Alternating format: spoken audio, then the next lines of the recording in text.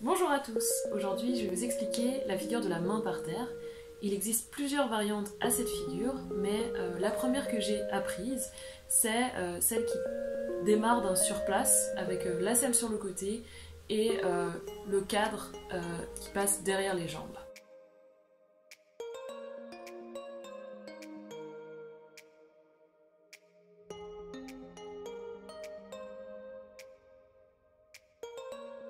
Pour démarrer ce surplace, j'ai d'abord appris à le démarrer depuis le sol, en mettant d'abord un pied sur la pédale et un pied qui passe devant, et ensuite j'essaye de tenir ce surplace.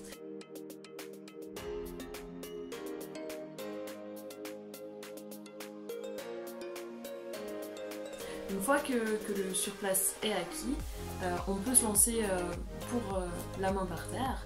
Donc il faut simplement déposer sa main à côté de soi. Il y a plusieurs éléments auxquels il faut faire attention. Ne pas poser la main par terre trop loin, sinon on est dans un mauvais angle et le monocycle a tendance à glisser. Ne pas poser la main par terre trop proche, sinon on est tout coincé et on a de la peine à tourner autour de notre main. Il faut aussi faire attention quand on fait un cercle, d'éviter que la roue s'éloigne parce qu'après elle a aussi tendance à glisser. Donc il faut essayer de respecter un vrai cercle. Il faut essayer de garder le monocycle dans une position droite,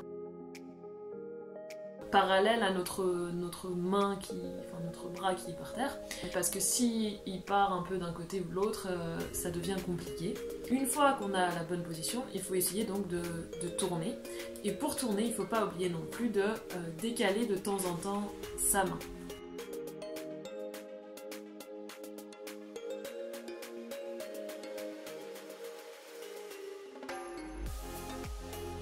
Le poids est basculé sur la main qui est sur le sol, et donc pour pouvoir remonter, on va transférer plus de poids sur le monocycle. Donc on a cette sensation de transférer du poids sur la roue et d'ensuite réussir donc à viser vers le haut pour pouvoir remonter. Donc aussi, quand vous essayez la main par terre, il faut aussi penser à la position de la main. Moi, personnellement, ce qui me convient le mieux, c'est de poser ma main, d'agripper la selle au milieu, là où il y a le creux. Mais j'imagine que c'est aussi possible de tenir la selle par la poignée. Donc il faut que vous trouviez une bonne accroche, c'est celle qui vous convient le mieux. Comme dans tous mes conseils, c'est ce qui en tout cas me convient. Donc si vous, quelque chose vous paraît un peu difficile, par exemple de commencer par faire un surplace avec la selle sur le côté, et que vous trouvez une autre solution qui fonctionne, c'est également possible.